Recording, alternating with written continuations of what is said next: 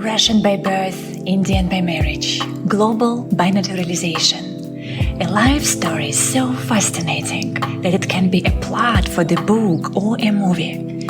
Being born into a mystical family, growing up with gangsters and prostitutes, fleeing Russia at the age of 21 with $100 in my pocket, traveling all over the world, being trapped in a very difficult and dramatic first marriage, failing over and over and over again in businesses and all other things that people usually do in Samsara. At some point, I decided to climb Mt Kilimanjaro in Africa, drive a motorbike across Himalayan mountains in India, visit shamans in Peru, knock on the doors of Tibetan monasteries in Bhutan, all in search for answers, only to realize that everything I have been searching for has always been within me from the very beginning when I came into this world. Once this realization has fully settled in my mind, I felt it is time to share it with people around me. This is how a Timeless Teachings podcast was born, out of deep love for humanity. We are so much more than what we think we are. In this episode, I'm being interviewed by Arti Sharma about the depths of my soul, why are we here, and what it means to live a truly fulfilling life. Welcome to the Timeless Teachings podcast. My name is Yana, and I'm your guide into the world of spirituality, mysticism, and consciousness.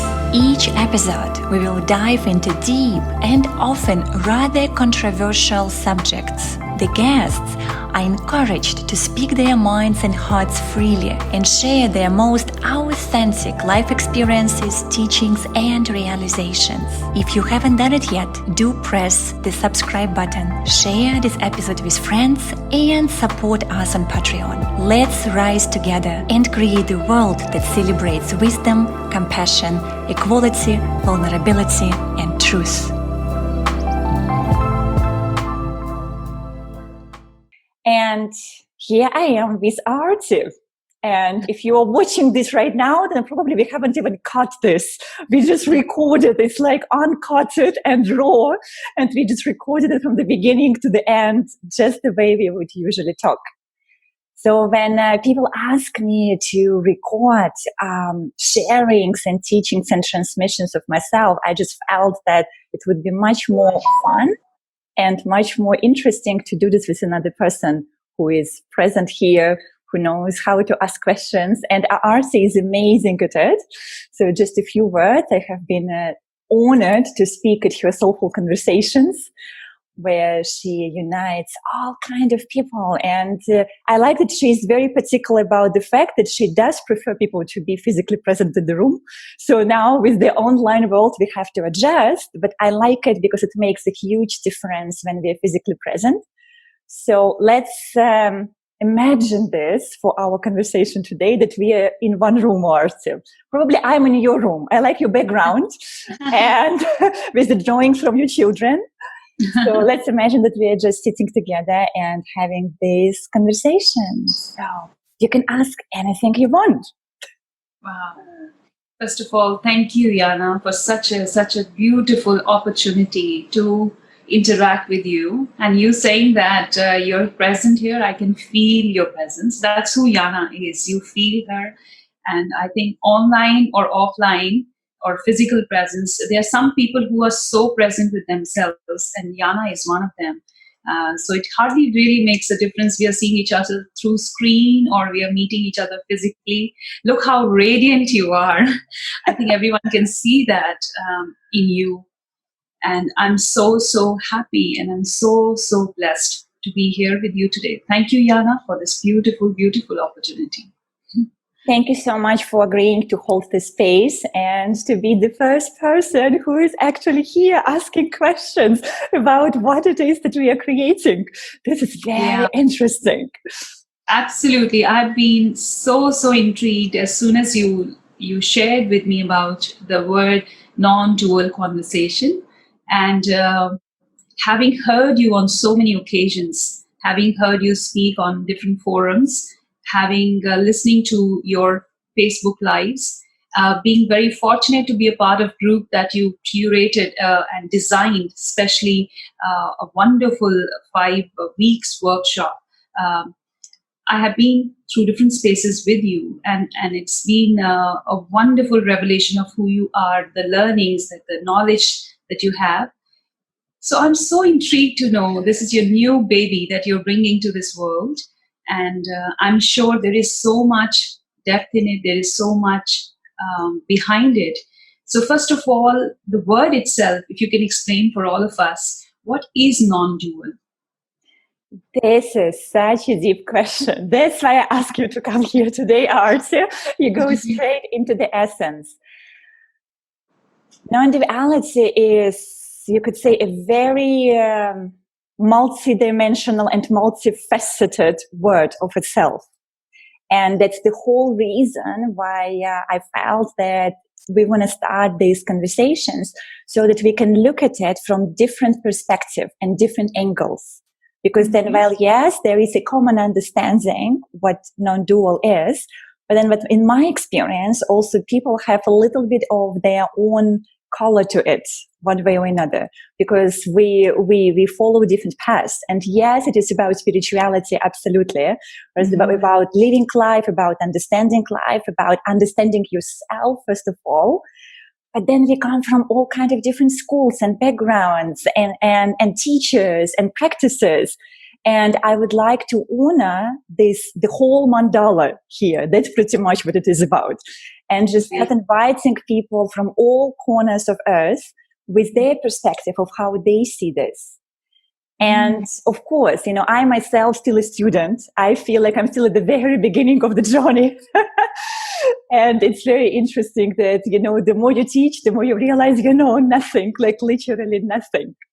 And so in my understanding where I am today, the non-duality, it is this incredible space where you're not bounded by the extremes. Like you're not necessarily looking for happiness, but you're not running away from unhappiness. Like you are not trying to conquer something, but you are also not trying to push something away, right? So you are not in the extreme, which is how the most people operate. I mean, we all are, because we conditioned this way. We conditioned to live like in this very dual perspective, and dual, it's black or white, this or that, right or left, good or bad. This is the duality. Right? That has the opposites, love or hate. So, and I love how my teacher says that when the moment you have a form, then any form would have a shadow to it. And so when we name something, right, there's always the other side to the medal. That's why I say to people, be so careful what you wish for. You have no idea what's going to come. I mean, you might receive exactly what you asked for, but also you're going to receive the other side if you're asking in this dualistic reality. And most of the time, people are not prepared for this. And that's why, like, also in our society, when, let's say, like, it's very common desire, right? Like maybe to have more money, or to have fame, or to have power, or even like to find loved one, or to get married, to have children, to, like a very common desires that we all have. And often people just get fixated that I really want it. If I only get it, that it changes everything in my life, then finally I will be happier. And in my experience of working with people for so many years and really studying humans, like I'm studying human beings, it's my biggest passion, that I just have seen that it never works like this. And people can spend years and years and years trying to pursue something. And then only when they, in their mind, they feel that they reach some kind of peak, right? They reach something in their life, to realize that there is another side to it, or there is something else to achieve. It's like a never-ending process. This desire is never-ending. So when I first heard about the concept of non-duality, I was completely fascinated, because before all my life, I was exactly just like everyone else. I was kind of running towards happiness and away from unhappiness, right? We are running away from suffering towards something which makes us feel better.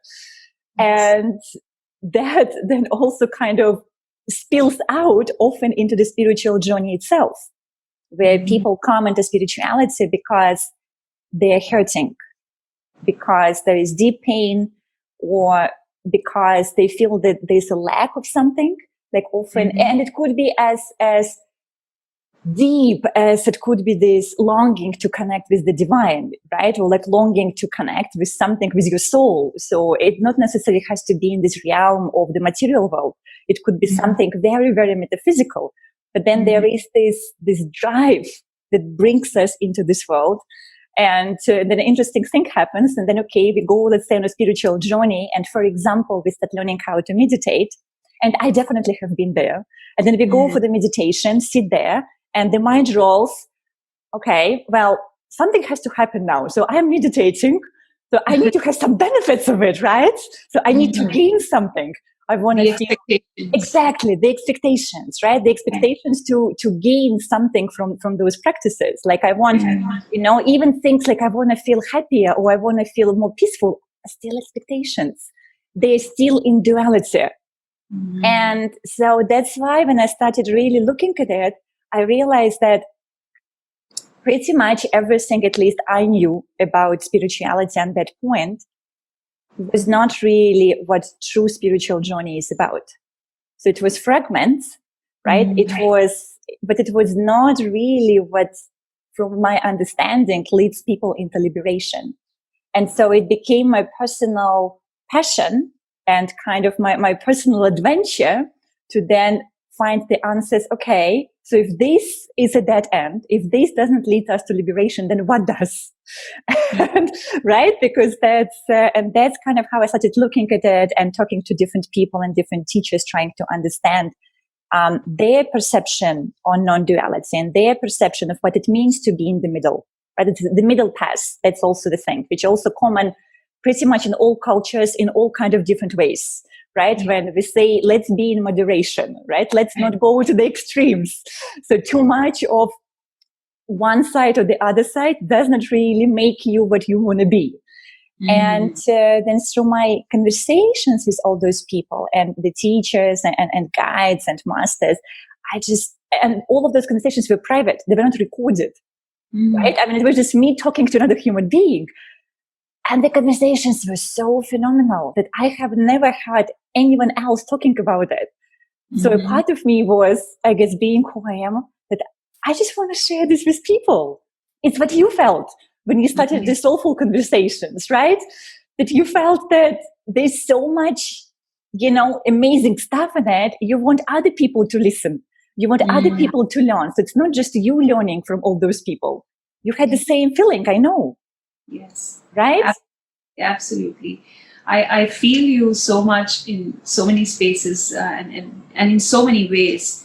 And you have tried to simplify the whole concept for all of us, but I know it is a very, very, it's a journey. It's not actually a concept which can be actually wrapped around words, but this is the most easiest way you could bring it out to all of us.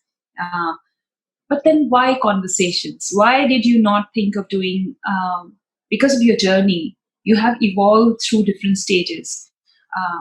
How did you not think of doing this as just a video where you say at different stages of your journey? And why you wanted to have it more in a conversational format? Why I'm asking this is because I am a huge believer of conversational format.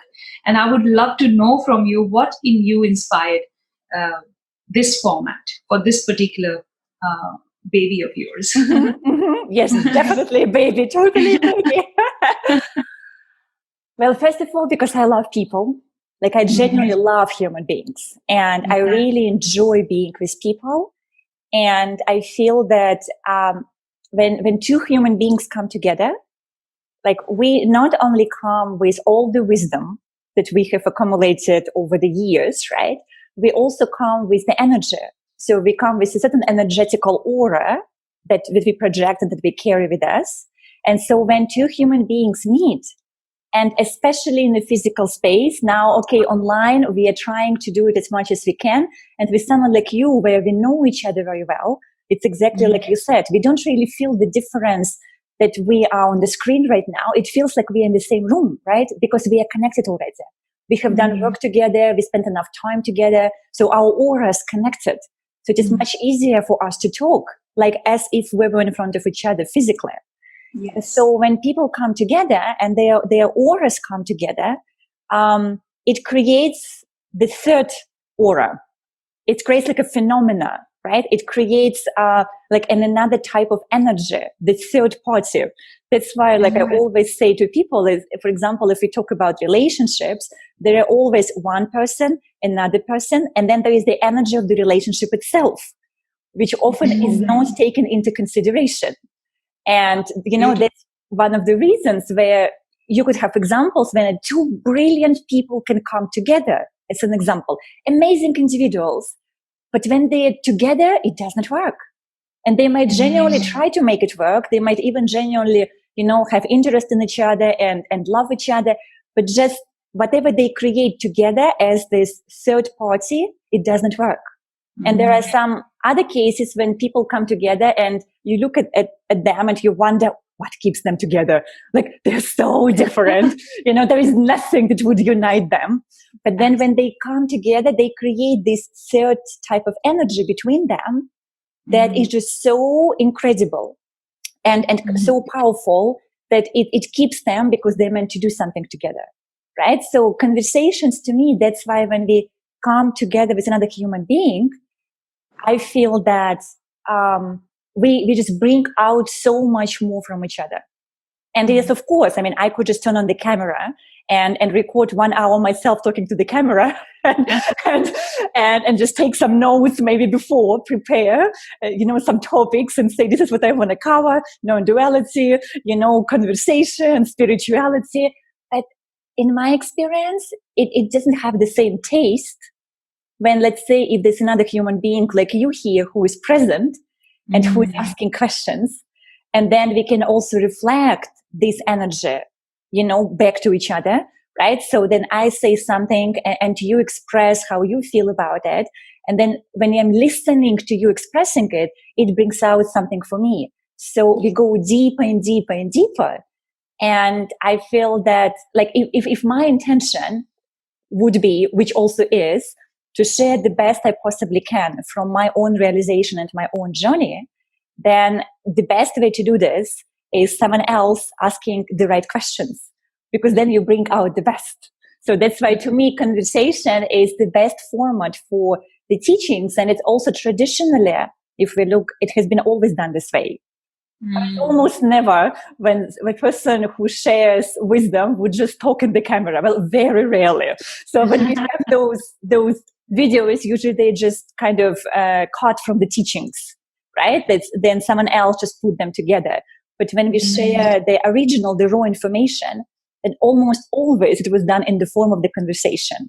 There were people who would be asking questions and someone who would be giving answers. And there is this beautiful dance between the two, right? So how the person who is answering, then learning as much as the one who is asking. Yes. So it's a very balanced exchange. And I feel that that's just how life kind of wants us to do things. Life wants us to interact with each other. So that's my conversations. Thank you so much. I really love the way you explained the energies in conversations. I think this is something everyone can take away from, because most of the people think, I don't work well with this person. It's got something to do with me, or it's got something to do with them. Sometimes it's got something to do with both of you. It just doesn't work. Like you just said, two brilliant people can work independently very well, but when they come together, the third energy that they create is something which we are mostly probably it's not in our awareness that there is another third energy that is created. And that is probably why conversations are so essential. And you're so right. If you speaking from Indian mythology or texts or Vedic scriptures, I think the first form of learning has been conversation. If we date it back to the first time ever there was a conversation, when Shiva spoke from nothingness, there was a conversation between him and his consort Parvati. That was when he took out all of his knowledge because he was into meditation for a million years and he wouldn't speak. And she had to bring it out from him, and that had to be in the form of conversation. And so beautiful of you to bring this format. And I'm so intrigued to ask so many questions. So I may just go back and forth, but I know you're very generous and you share with all your heart. So first and foremost, I have seen so many of your pictures in which you look so pretty and you were in a different world at that time, so different, so beautiful, but in a different space. So how did that, Yana, become a everyday spiritual master? I mean, you bring spirituality into everyday world. Your words are so relatable. They are so contemporary, but yet you're bringing in that ancient wisdom back in a very, very easily palatable format. But the whole, I think this looks like a new birth, right? It's absolutely, it is.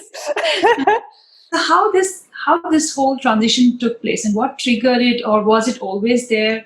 Please take us through your journey. Wow, this is a very revealing question. Thank you for asking, Karthi. I was born in a mystical family. So I would say my first credit goes to my mom. So she is a very mystical person, and I think I'm just very blessed that she is my mom out of all moms I could possibly have. And so she was herself always interested in spirituality. So now, okay, I was born in Russia. I was born technically still during the Soviet Union time when religion was forbidden, right? So, or any sort of practices were forbidden. So no one was allowed to practice it. So, however, she had this curiosity in her. And the best she could, she was looking for ways to realize herself the best way she knew how, right? So she tried different modalities, she tried different occult practices, she tried all kinds of things trying to find answers to her own questions.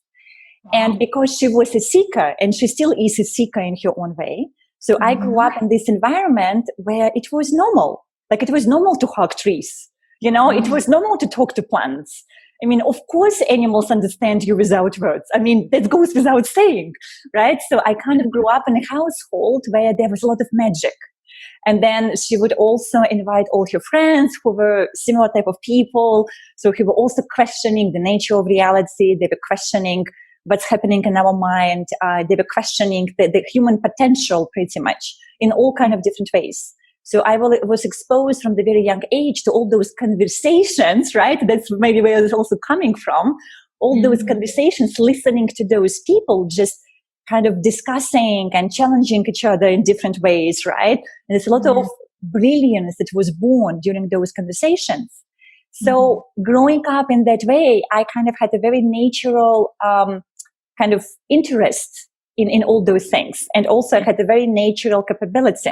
Like, since I was a very young child, I just had this kind of energy that people would always come to me. And I remember when I was little, like, I mean, I was born with certain, healing energies, I guess, like when people would come and I would put hands on them, and there were all kind of things that were happening. And like, there was a lot of stuff that was happening. And also, like, now, I guess what considered to be light language, I used to say those words when I was like 8 to 7 years old, and no one would be able to understand what it is that I'm saying, because even those words like light language didn't exist back then. Well, not in my vocabulary, at least, or my mom's, right?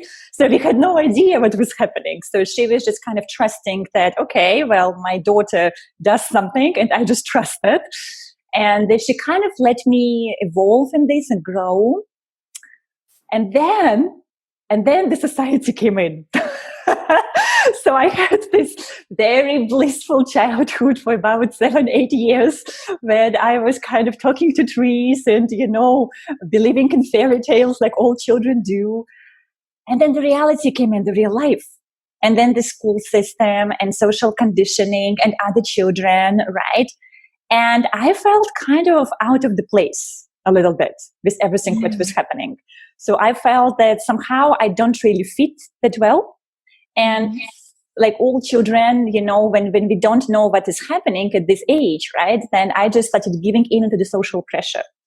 And then society wants you to be in a particular way. And I'm like, okay, so I better be, otherwise they think I'm really strange.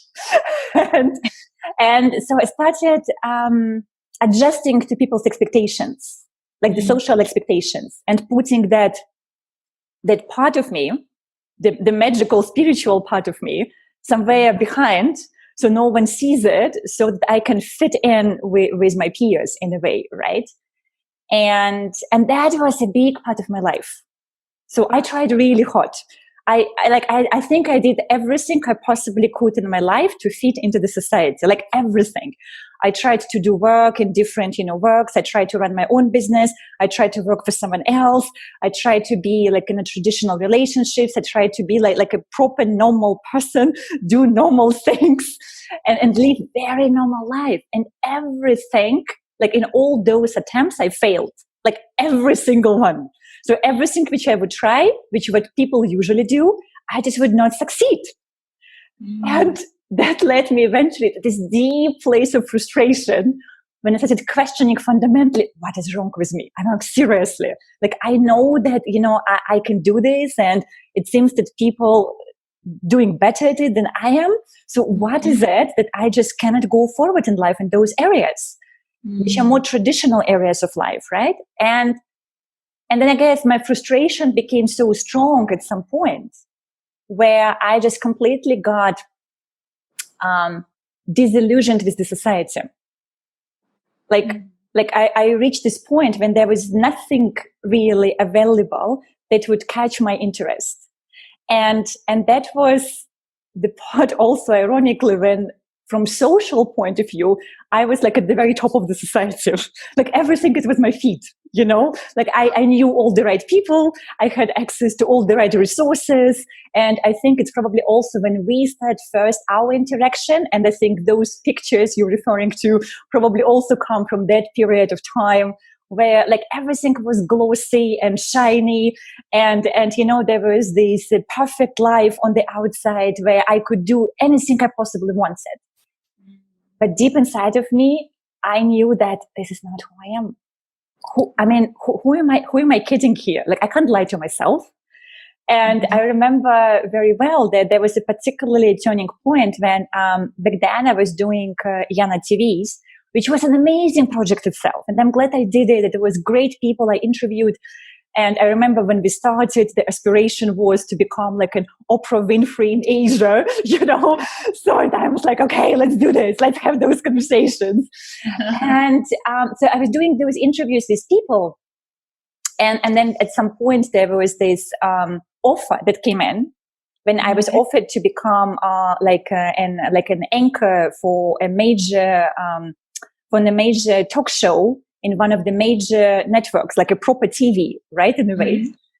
And I remember looking at everything that was offered to me. And basically I was told that, well, we tell you who to interview, what to say, what to dress. And I remember listening to this. And I was like, no way. I'm like, seriously, there's no way I'm going to do this.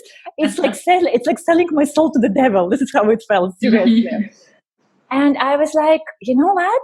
If this is what it costs to succeed in life, whatever that success is, how we understand, I don't want it.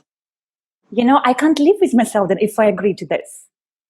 And I just killed it, the entire thing. So that was the point when I just literally walked out and I stopped everything that I was doing. Like I stopped recording Yana TVs back then. I stopped pretty much everything. And I went in this deep hibernation process, I guess, looking for more answers. But the main part of the journey was to fundamentally make peace with who I am. And then I started reaching out to people also, people like yourself, and also asking for their feedback, because I felt so utterly lost in my identity that I realized I don't fit in the society. So I didn't know anymore what to do with myself. Like I couldn't pursue any no roads were open to me. This is how it felt back then. So I started reaching out to people who know me and asking for their feedback, how they see me. And I'm like, please help me. What am I not seeing here? And every single feedback that came back was like, well, that's easy. you're a spiritual guide. I mean, what are you looking for? That's very clear, right? Spirituality is your thing. And, or life coach, people were saying sometimes. I mean, it's all about a human. It's all about the journey. It's all about life. It's all about this metaphysical aspect of it. And to be honest, that came a little bit as a shock to me when I received all this feedback. And I was like, wow, you really cannot run away from your destiny, can you? That was like, so I had the whole loop with like maybe what they call a hero journey or hero's journey, right? When you're born into something and then you rebel against it, and then you go through years of obstacles and challenges only to arrive where you were meant to be at the very beginning. So, but it was a huge loop for me. And so then eventually I just had to accept who I am with everything what it takes, right? And accept that this is what my path is. Okay, it is about guiding people in spirituality, just because there is something in me that understands it.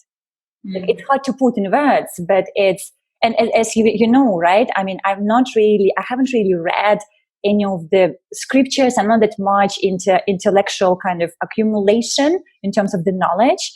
Right? I'm kind of the person who goes more into the real practice and like your own realization. So everything what I talk, I can say it only if I know it within myself. And so there is something in my system, probably how I was born, because I don't have any other explanation to this, that just knows. And so when something comes up, I just know. And so I can tell people, but then when they ask, how do you know? I have no explanation to them. And so I just learned to trust it. And that was absolutely going through a death experience. So you were saying, about giving birth, right? I mean, in order to give birth, you have to die first. So it was very painful in its own way, this deconstruction of all those social conditioning and people's expectations. And because also I had to go through this transition as an adult, right? So I kind of built up a lot of people around me who have their own perception of me, and they look at me in a very particular way. And now I tell them, well, I'm sorry guys, but the Yana you have known for 20 years doesn't exist anymore. Now it's a very different person. And if you cannot accept it, then there's nothing I can do, to adjust in the way how you want to see me. I cannot fit anymore in this format that you have been seeing me for years. So you're either kind of accepting what it is right now, or we have to depart. And so a lot of people left. That was really interesting part where the moment it became clear to me that accepting and owning who I am deep inside is the only way to go forward in life, because nothing else seemed to work for me. Then I had to also accept the fact that it would it would significantly change my network with people. And only those who are ready to accept it would stay, which is exactly what happened. And so I went through some sort of social death, emotional death, mental death process. So which literally it felt sometimes like parts of me just falling away. And sometimes it leads you to a very, just like a very uncomfortable place. Maybe because I can't find any other word to describe it, right? Because everything what you know disappeared, and what is left, you don't know what it is. So the mind just goes crazy. Right? The mind and tries to goes through questions, and it goes through all kind of inner process. So what is happening? Because mind wants stability, and mind wants to cling to a form. Right? Because it's very, when you tell the mind there is no form, the mind goes, I don't understand. And then you have to say, that's right. You will never understand, because mind cannot understand. So you have to expand beyond mind. There's no form. But for the intellect, for the ego, it's like death. Yes. It's very difficult to go through this. Yes. And then you kind of find yourself like in that place where nothing is certain. And then we go, okay. So it's like, but you take one step and you're trying to figure out, can you even stand here? And then you take another step. So this is how life then becomes this journey and this adventure, which then led me to all those teachers that I also mentioned at the very beginning, and conversations with them, right? Yes. Because now I really wanted answers. now I realize that I cannot run away from myself. I have to embrace myself. I understood, well, now I really want to understand what I am. And then it led me into those very deep conversations where people were explaining to me. And the more I was realizing this, the more I wanted other people to realize this about themselves, which then now came to this baby, which you and I are holding today at this very moment. This and so proudly and so happily. Exactly. Now we have this baby. I don't even know what it's going to grow into. It is literally a baby at the moment.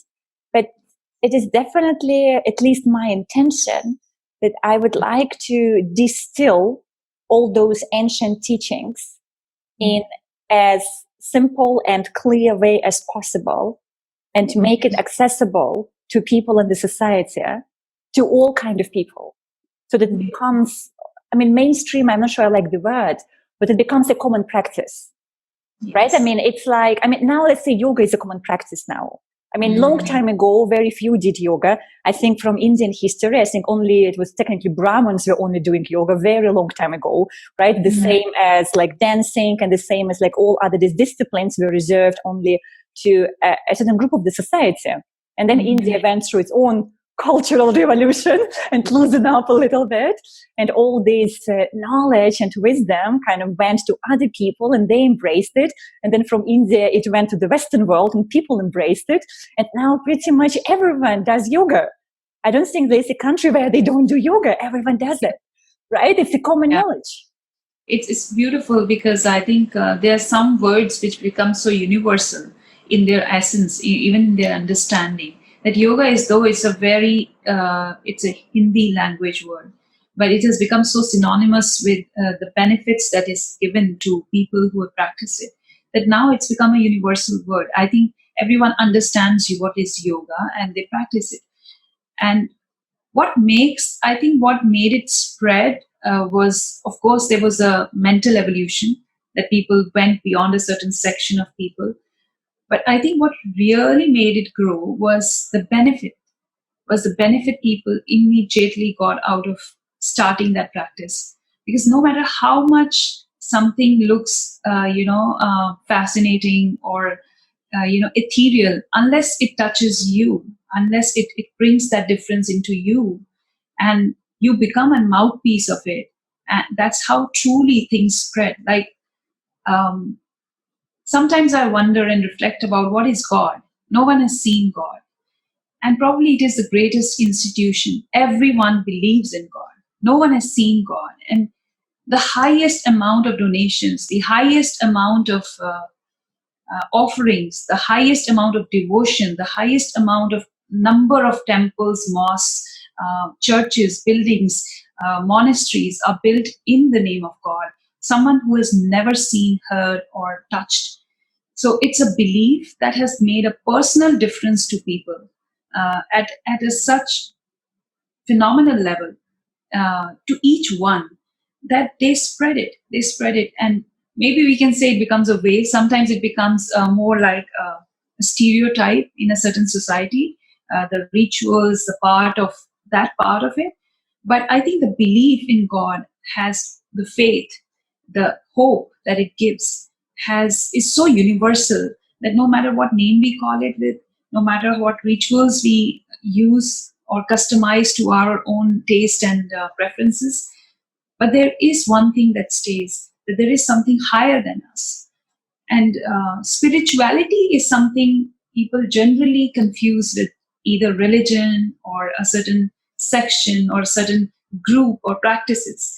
Whereas I think since the journey that you were describing has been a very evolving journey of itself. It's a very unconventional journey, right? You've not been, like you said, when you started as a baby, you never had any religion so as in union.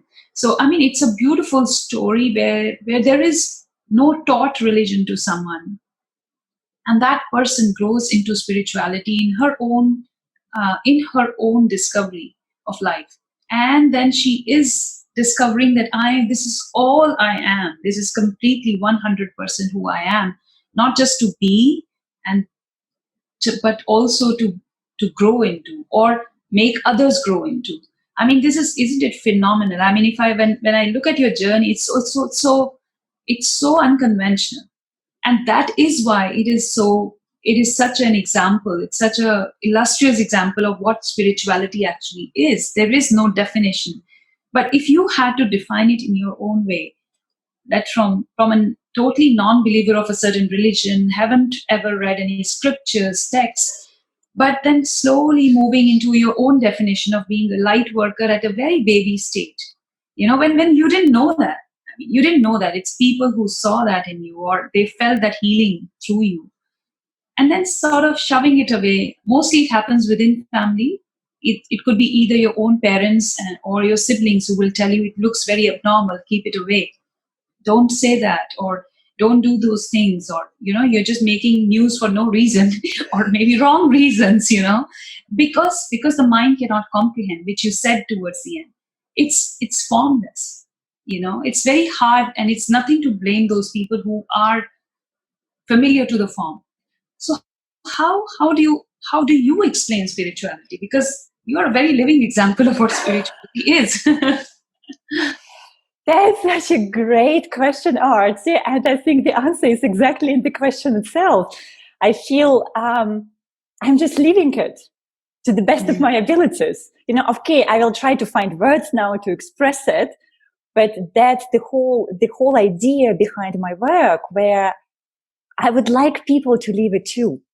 It's not about, to me, spirituality is not about reading books, with all respect for the books. And I do respect wisdom books and ancient books. And I understand it's important to preserve it. Otherwise, all of it will be lost. Okay, at least now we can record the conversations with people. Back then, books were the only way to record teachings. How would we know otherwise, right? Yes. So, of course, it is very important that we do this.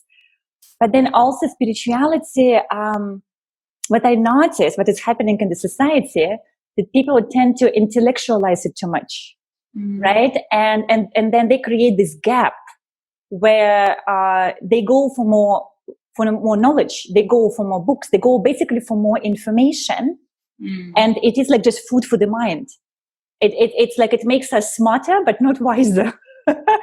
and then ego kind of gets a bit stronger and says, well, now I know things about spirituality, I can teach.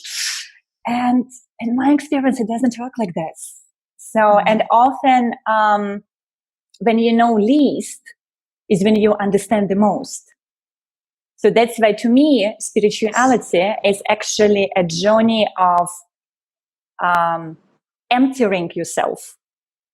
Right? So it's not putting in more stuff, but it's more removing things. And it means that you kind of put away concepts that don't serve you. You put away perceptions that don't serve you. You put away information that does not serve you anymore, or put away certain beliefs that you bought into, also usually as a child, about yourself, about other people, about who you should be, right? Putting all of this aside, to me, this of itself is a spiritual journey. Because when you remove everything what you are not, only then you can realize what you really are. And so that's, to me, is spirituality. So it's almost like I cannot tell you what it is, but I can tell you what it is not. And by saying what it is not, we can understand what it is then, right? So it's the other way of answering this. Beautiful. So share a bit more with us, Yana, that how has been your, because not everybody gets to go to monasteries and stay with the monks. And it is we've seen in a few of the movies. I think one of the movies that you recommended was Samsara. Yes, which is actually a very, very closer look at how they operate, and probably the language not being English makes it even more nicer. I think that's probably the best part of the movie, that it's not an English language movie. But you've been there. You've been in that to be in that space. And there's something about spaces. We say that we can go mentally into a certain space, visualize something, but then there is a difference of being actually in that space where people are doing a certain practice for years and years, and they're living that simple life.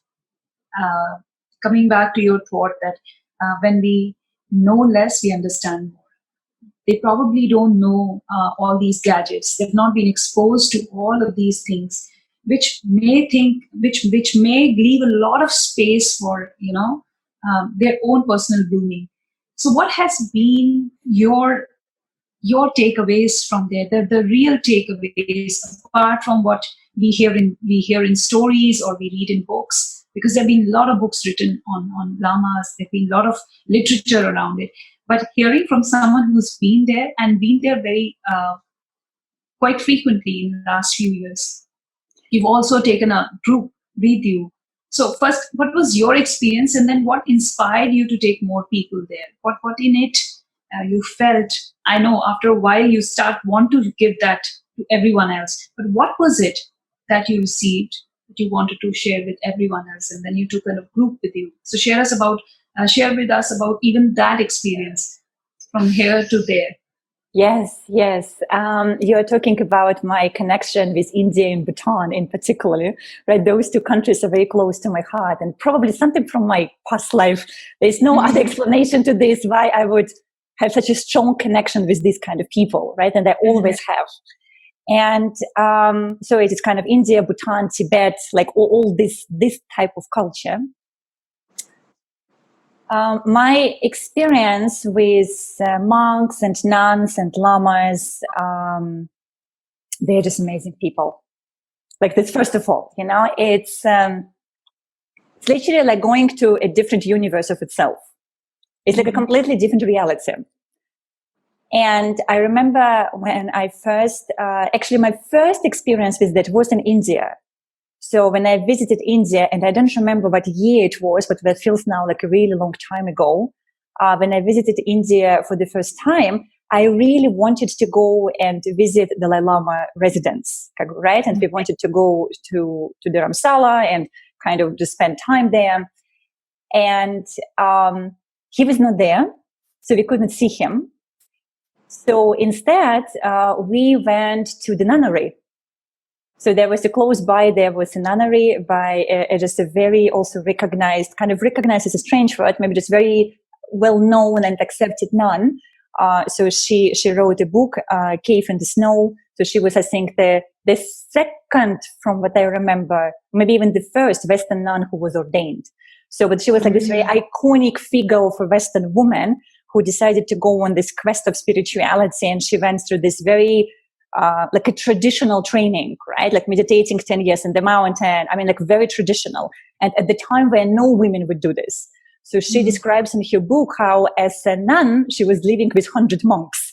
And how does that work, right? And the time when no one else was doing it. And so we went to visit him and her nunnery. And I remember just the moment we walked in, there was like something there that just felt like home. It is very hard to put in words, but like it's the energy, it is the people, it is her, the way she talks, it is her energy, right? There is this like an instant remembrance, this instant recognition that like, I know you, and like, I know this place, right? Like there is some kind of connection here, this deja vu moment in a way. And back then I was clueless. I mean, I'm still clueless, but I was even more clueless back then. And so I had no idea about anything in relation to those kind of traditional spiritual practices. So I was like a child just looking around. I'm like, wow, this is so amazing. There are nuns around me. So sorry to interrupt you, but this was during the time when you were working, or you were already decided to be on a spiritual quest? That was just before I decided to be on the spiritual quest. So you were still in the other world. Exactly. I was still in the other world. I was pretty much still very much into the samsara, with everything what it is. And that was like a direct experience of the fresh air, right? So when something in me was already kind of bubbling and I was realizing it's not where I should be, And then I arrive into this place and I go, yes, this is exactly where I should be. This is it. And I had no idea how to close the gap or how to close the dots. I mean, my life was very different. I mean, and what do I do? Do I become a nun? Do I cut my hair, shave my head, go to nunnery? This is like a very different way, and my life wouldn't support it back then. And now still it wouldn't support it. I mean, I have family. Like, how do you do those things, right? But then I had this very strong calling of the soul. I'm like, this is home. I know it. And then I had to go back to my life and figure out what to do next. And so that was my very first introduction and this direct experience in this reality of nuns and monks. And it was so deep for me that it kind of wanted to seat in me in a way, right? It was so deep for me that I didn't know how to get there. I didn't know anyone who would have any connection to Tibet or Bhutan or to this kind of culture. I was not part of any community who would know any Lama. Like, I was completely an outsider to all of this. And it was also my first visit to India. So I think it was probably for the first time when I even met people there. So it was a completely new reality of itself. And I remember for myself, and I just realized that I don't know how it's going to happen, but I know it's going to happen, and I just have to trust it. And so I started making decisions in my life that would kind of, what I just shared, would bring me closer to who I am, right? And it's interesting how it works. And I always tell people this, that the moment you make commitment to your soul, the soul starts guiding you. And you don't need to worry about how and who is going to help or who is going to give you answers. It's not important. You just have to commit to your soul journey. And even if you feel that everything falls apart, which definitely in my case back then, my entire life literally fall apart. Like, I remember at the time I was living a life already in Singapore back then, when I was on the street with no money, no place to stay, no job. And I just kind of got out of the relationship I had back then. So there was like no support structure. I was a foreigner in the country. I didn't really know anyone. So there was no plan. That's my point. The plan was there was no plan. There was just this deep inner trust that I know that what I'm doing, it looks crazy to people. And like my first husband, with whom we separated back then, that he kind of said, you are crazy. Like, I don't know why you are doing this. There's no logic in your actions. You have to think like a logical person. You need to get a job first before you tell me you want to get out of the marriage. I mean, what are you thinking, right? I said, no. Thinking practically. Exactly. I'm just surrendering to the divine. That's it. I'm like, with full trust. And if it means I have to be on the street, I'm going to be on the street. So I had this deep inner trust that somehow it all gonna work out, even though I didn't know how. So I made this very bold, very crazy move to just exit my life back then, and go into the unknown with nothing. And it's amazing the moment you do something like this. And I'm not saying it's the only way, right? I'm not saying that people should kind of radically change their lives. There's also a softer way of doing it. Now I understand. Back then I felt that's the only way. But because I did it this way, the life kind of has a safety net. It catched me. My soul didn't allow me to completely fall. And people would come and they would help, and like complete strangers would be really kind, So I felt I was protected and supported, which helped me to go on this journey.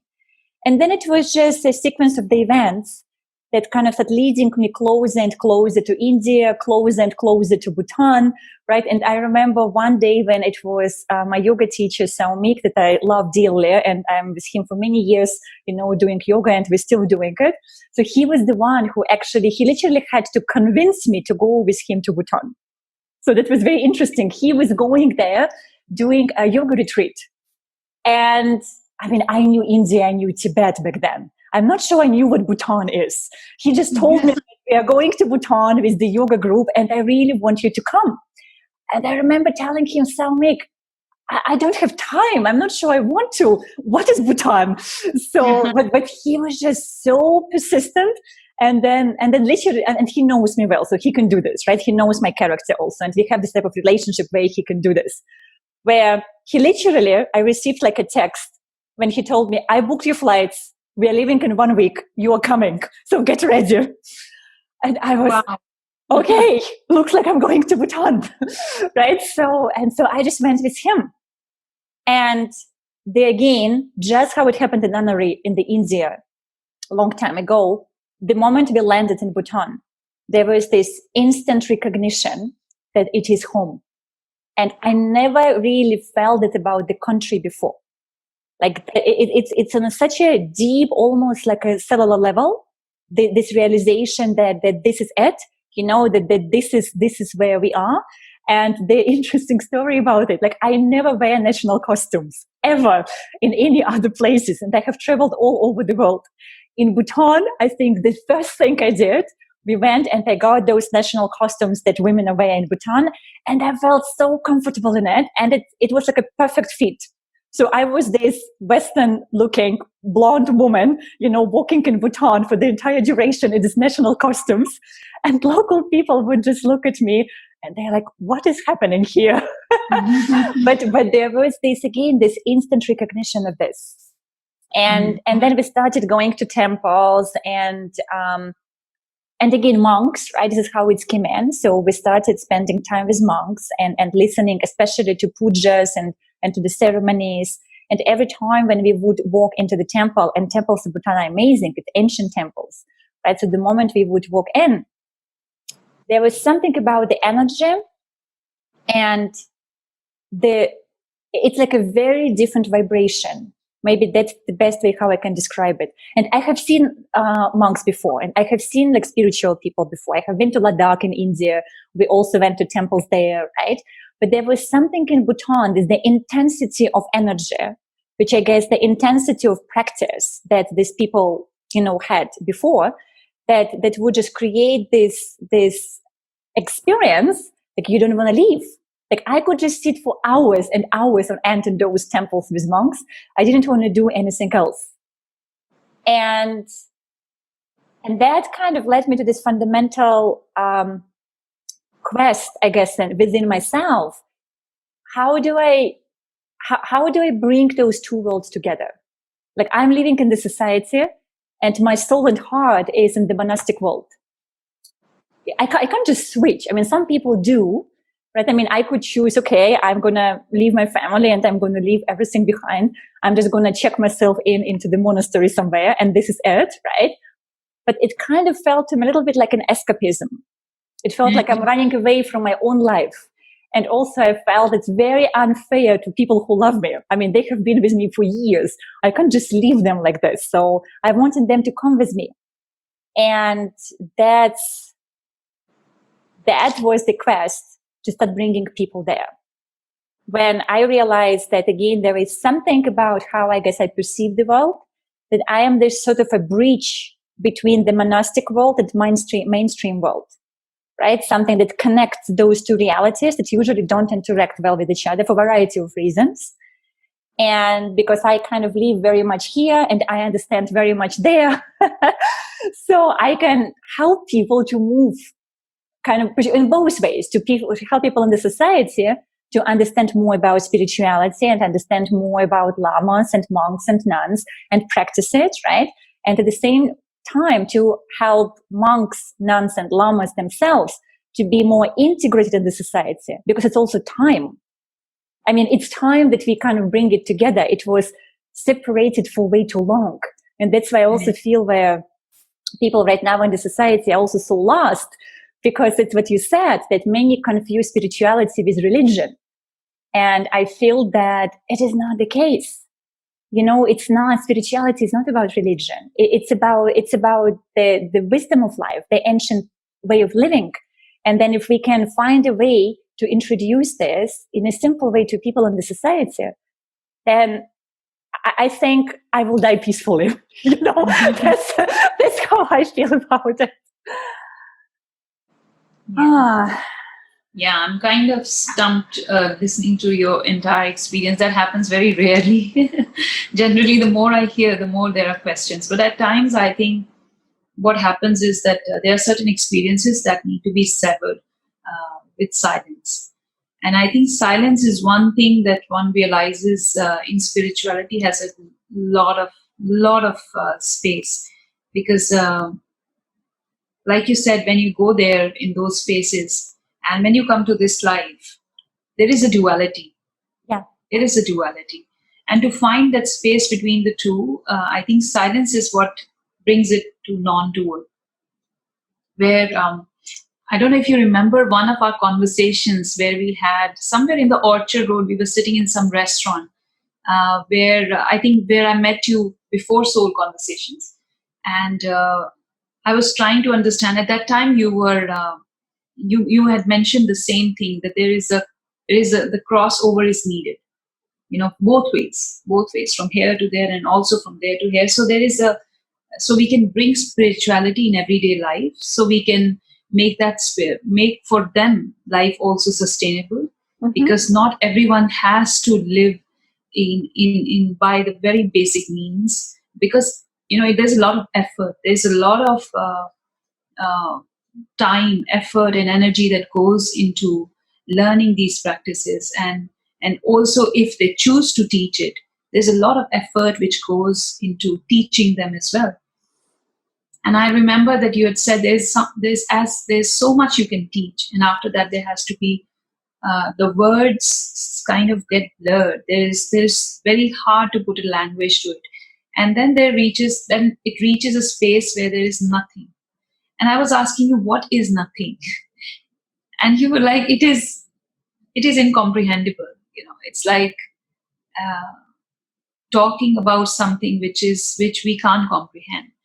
And to be able to imagine something that, and if we really go into very practical understanding of life, for example, if we say this is a phone and it is made of, say, metal, we break it down, it's made of elements. We break it down, that element is made of atoms. Those atoms are made of probably subatomic particles, and those subatomic particles are made of quartz. But then what are quartz made of? Nothing. Yeah. So if we really come to the essence, the very basic essence of everything, and we can apply it to, imagine if we apply the same thing to the world, it is actually made of nothing. To reach those concepts, very few people have been able to bring that balance of, keeping that knowledge, teaching the knowledge into like mainstream is not the real right word, probably everyday life, but yet make it sustainable too. And I think if very few have been, I think there is hardly a woman who's doing it. Yes, you're probably right. Absolutely. So maybe 1 in million is able to achieve that, and if in one of those millions there's hardly a woman.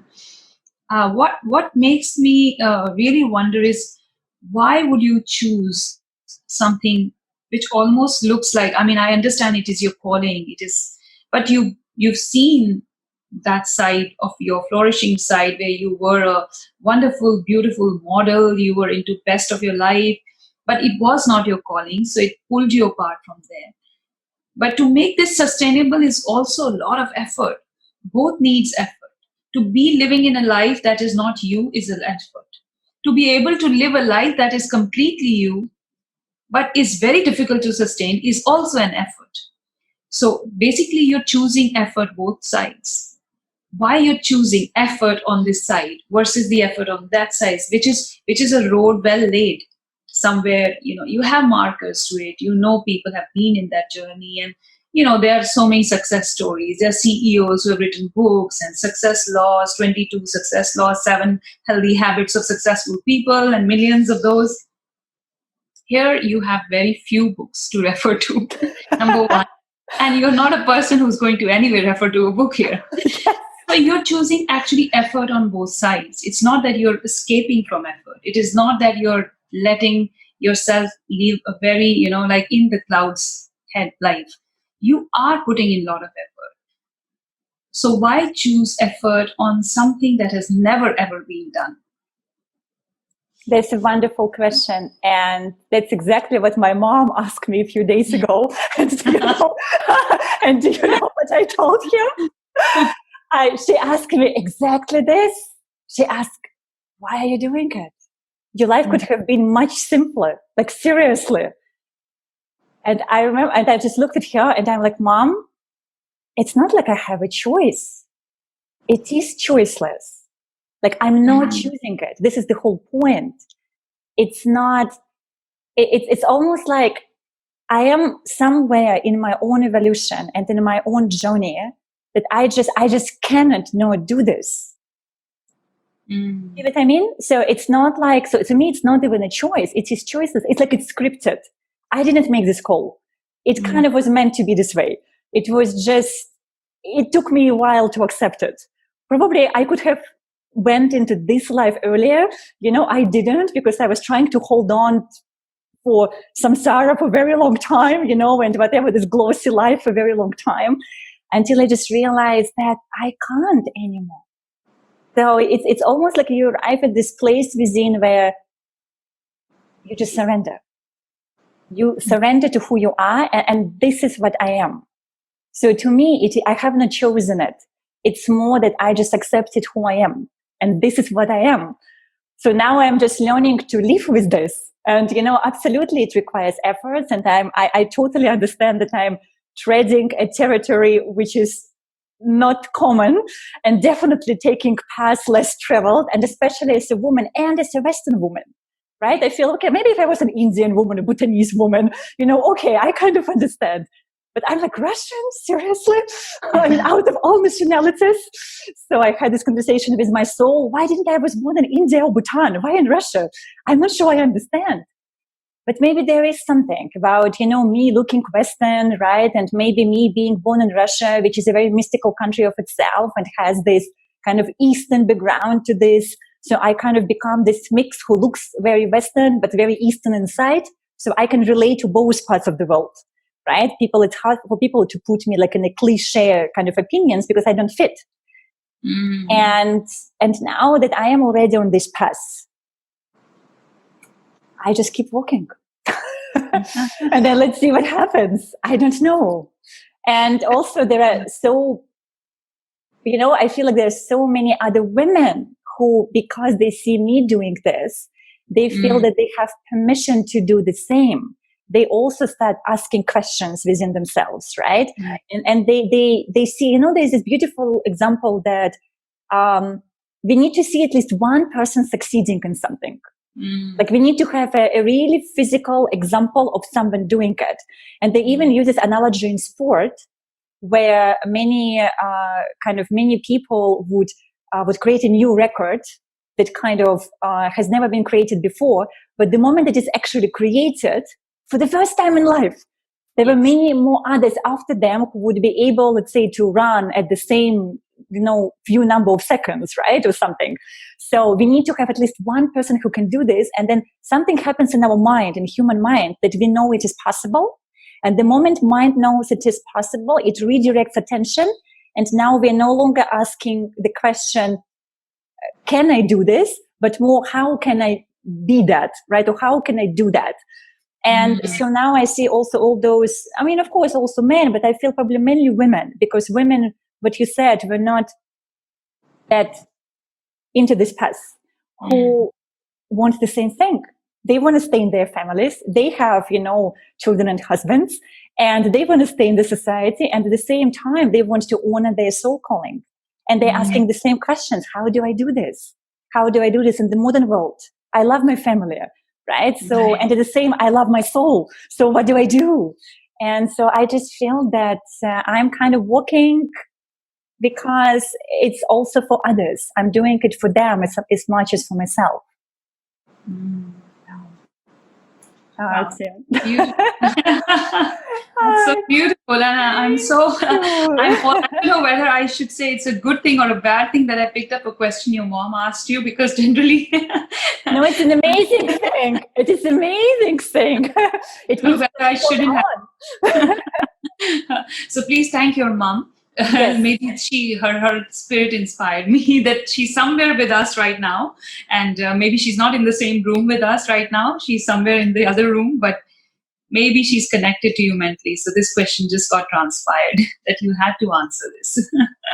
Yes, exactly. Absolutely. And this be kind of interesting enough. We started like my story with conversation sharing about her, right? And now it's like we're wrapping it up and she's present here again. So very interesting, right? So there is this very strong connection. Yeah. And I absolutely love how you also shared about silence and the importance of silence. So I just feel we covered so much today in such depth that it almost needed a bit of Well, there's time. something I would like to ask you, Yana, about the programs that you've been doing, because apart from the fact that you've been navigating through this almost like not with a structure, but if you also, look back and once you will hear this whole conversation again, it's very clear that you almost know instantly the answers. Mm-hmm. Like when you said you landed in India, you were in a totally different life. You were not into spiritual life. You were not heavily into meditations that you could instantly get it, but you got it. You felt home. You felt it was home. When you landed in Bhutan, you felt this was your own country. You just wanted to wear that robe. And it's more like, if you metaphorically see, you wanted to dress in that. Yes. It's as if, you took off that dress and you put in the new dress. That is like how we say, in our system that, the Atma, the soul, it changes bodies. It's like a new dress you wear. Whenever you take a new birth, you're wearing a new dress. So if you see metaphorically, you removed the dress and you wear a new dress. So you actually get yourself into a totally different maybe zone or different understanding of who you are as a person, because you felt very comfortable in that skin, in that robe. And before I was about to ask you this question, totally evaporated. So now it came back. Yeah, it's very important. So I must ask you before we wrap up, is because so how is it possible someone who's so much in flow knows exactly what are your allies and what are your adversaries? You really know, like you picked me for this. Mm-hmm. You are very sure this is your path. You knew very well this is your path. And like you told in your conversation, you mentioned that you told people, I am not the Yana I was 20 years ago. So and you're also okay for people to leave. You're okay. You're not holding on to anything. So you know exactly. And I think probably in your hearts, you would have known who would leave and who would not. Exactly. I did. Yes. Right? So how a person who is so much into, total non-structure is able to even, I've seen you started with the Facebook lives, you started with long writing posts, and then you started preparing these programs. I've been part of your program, one of your programs. It is so well structured. The only thing that intrigued me about it, I felt it will be more about meditations and talking. That's what I stepped into. Like I couldn't even mention what is my intention behind it, because I know it's you. So I don't need to set an intention here. I know what is meant for me will come for me. But then I saw there's a video, you leave an audio, you give us a context, you give us exercises, you give us context for the exercises. You also have a wrap-up session where you debrief. You leave people not in just their own halo. There's a very, very soft but a proper structure to everything. It's not very rigid, but it's very soft. But at the same time, there is a very good structure to everything. And in your journey also, there is an unknown, if you see, there's an unknown structure where you know what is so what has made that come about on its own, and now you're coming with another program very soon. Yes. And even non-dual conversation is it, in a way there is a structure. The second program, in fact, you have men and women, so you broadened your structure to fit probably the entire humanity. All genders are welcome, right? Mm-hmm. They have to be in the right frame of mind to receive and be open to learning. That's all you need, right? So it's all about structure. coming from a person who has been hugging trees, I know. has been I know. never been, following a certain, and what are your allies and adversaries. So two questions here. Number one, how does that happen? And number two, what have been specifically, if you could choose maybe two or three allies and your adversaries that you identified by yourself through your journey?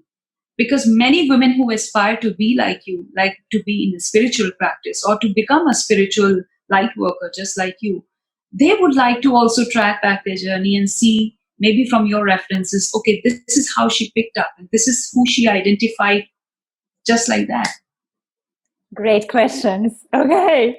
So the first one, I guess, about how to pick up people. No, you don't even pick them up. This is not probably the right word, but it's like, it's exactly what you said. Who are your allies and who are not?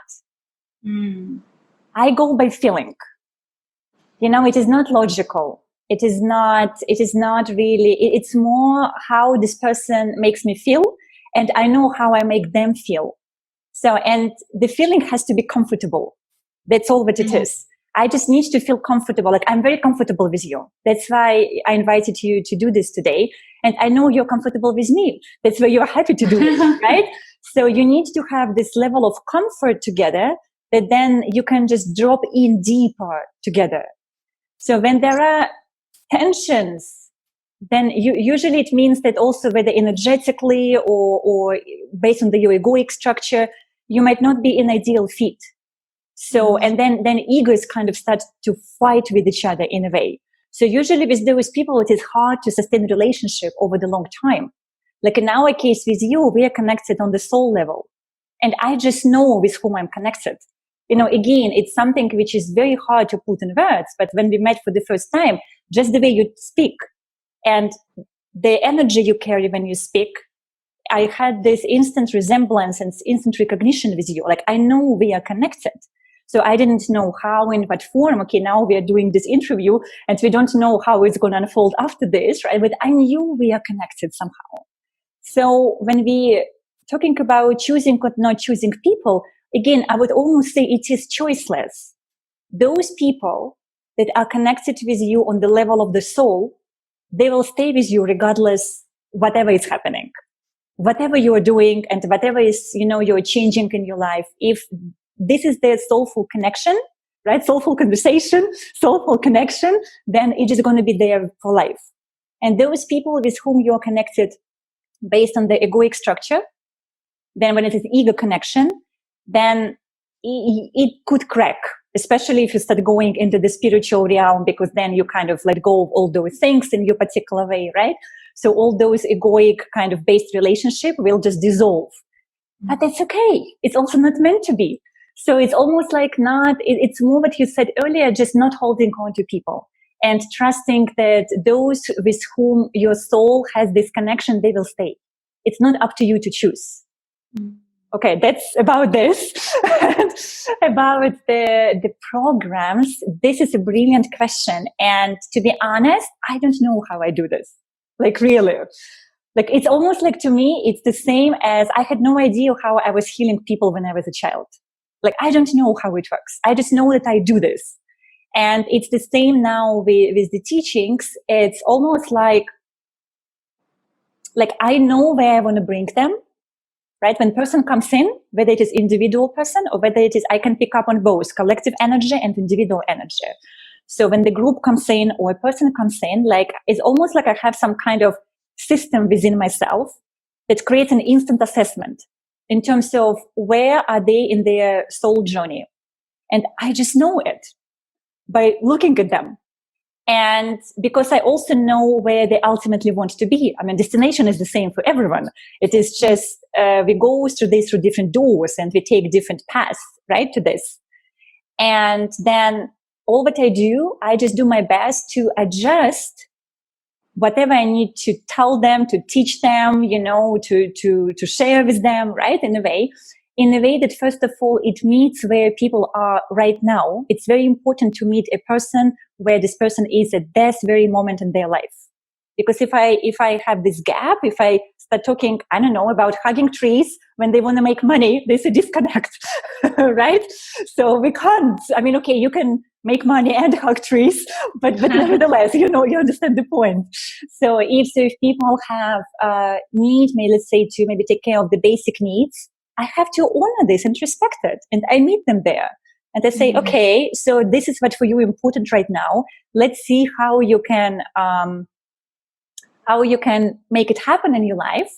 And while you're doing this, while you're learning how to make more money to provide food for the table, let's also do meditation, right? Or let's also do something else. So I'm start expanding this, and I just see how much they can take in. And now as I'm sharing with you, I remember that I really resonated when Sadhguru shared, because I love Sadhguru. I think he's a phenomenal teacher.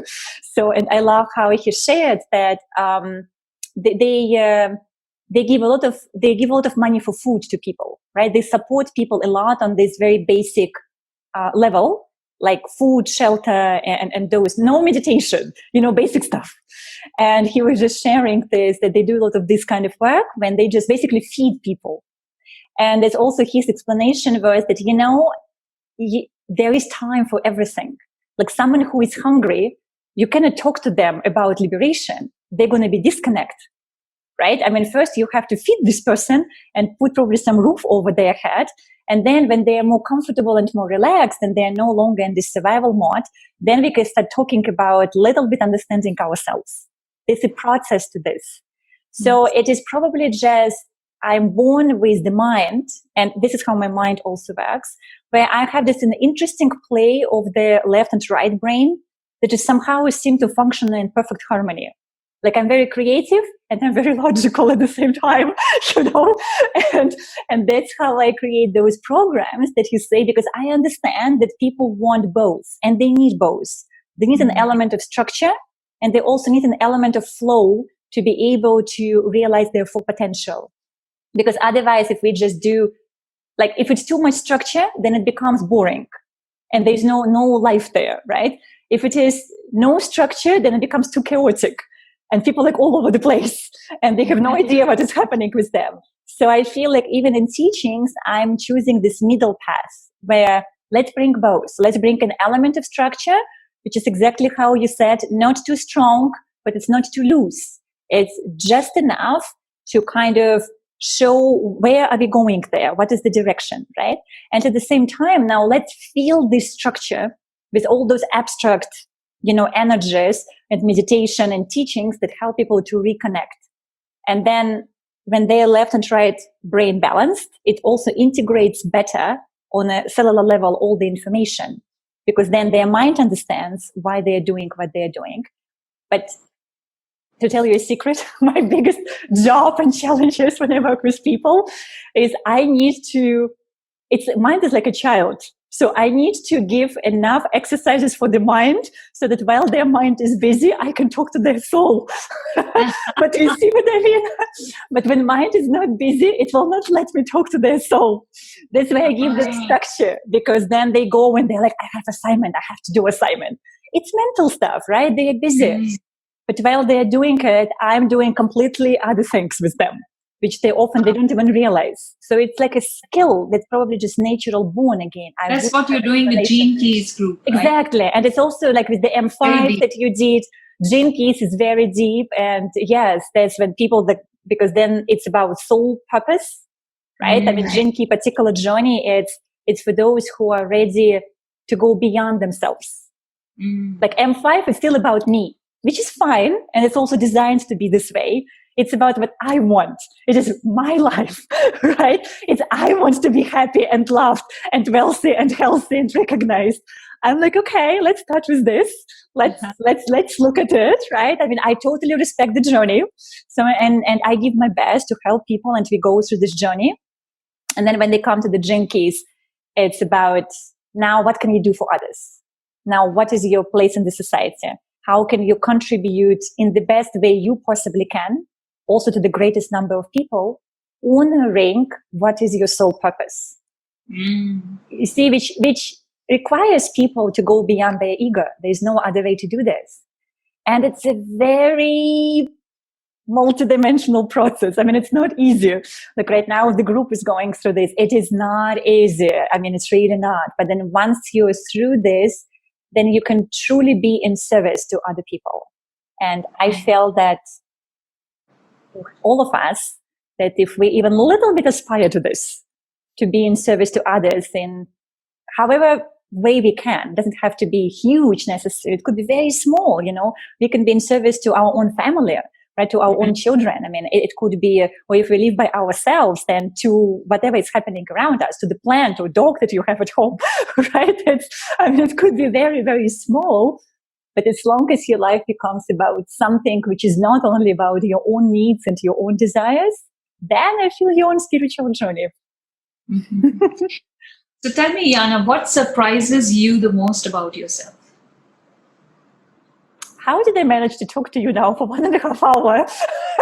Pretty much uninterrupted about all those things I didn't even know I knew. This is what surprises me the most, probably. That's what I mean about conversations, that you just bring it out with your questions. And what is, I'm asking few quick ones to wrap up. What is your definition of God? Wow. I'm really intrigued to know this. What is Yana's definition of God? My definition of God. And not the Yana, the persona. Yana, the thing behind, deep inside. Not your personality, not the spiritual teacher, not Yana who was once working, a little girl, way, way deeper inside. What is God?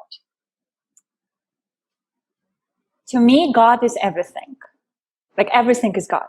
Every particle of your cell is God. Every part of the particles of the paintings behind you is God. Everything which connects us in the air now that we talk, right, is God. So it's something, and I'm not sure I have even a word for this. It's something that is ever present in everything that there is. And it is completely, and all those, so it's also at the same time, it's a combination of particles and the whole, right? So those millions of drops in this huge, huge vast of ocean together. So to me, this is God. And everything else which we understand under God, and I respect all other understandings of God, right? When we try to make it, to me, it is formless. That's what I'm probably trying to say, right? So it is formless, but then it can it's formless, but then also we see this as a form, because you are a form, I'm a form, right? And then at the same time, air between us is formless. So it is both. It could be could take on form when it needed to convey, I guess, a particular something that the space needs at this very moment. And then we people just start naming it with all kind of other words and, different cultures, which is the whole other subject, right? But yes, that's what it is. It is everything. Beautiful. That's such a beautiful definition. I think everybody will be able to relate to it. And I'm extracting as much as is possible for your viewers, because I know they will never get tired of it. But thank you very much. God bless the non-dual conversations. I'm sure we'll be hearing so much more from you. I wish this could go on and on. Yes, we will definitely do another session with your art. I understand you are not a one interview person. We probably need to have a series. I'm sure there will be a lot that will come out of your interactions and conversations with many other people, because it will bring another side of you out. And I'm really going to be looking forward to hearing all of them. Thank you for this beautiful opportunity. And non-dual conversation is something I'm sure will stir a new wave of learning and understanding about what spirituality is all about.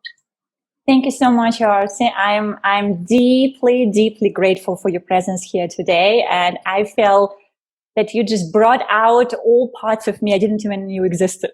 So thank you for that. And for just so much grace, how you're able it also to present to other people.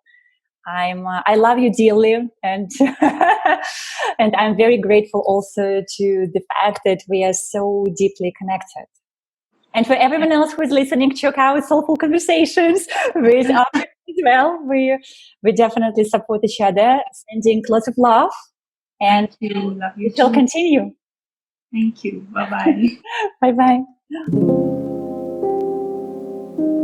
Wow, that was a deep dive. We talked about everything under the moon and everything under the sun. Thank you, Artsy, for being such an amazing space holder and a soulful interviewer. Did you enjoy listening to this podcast? Press the subscribe button, share with friends, and consider to support us on Patreon. Until next time, stay wild and be humble. До встречи!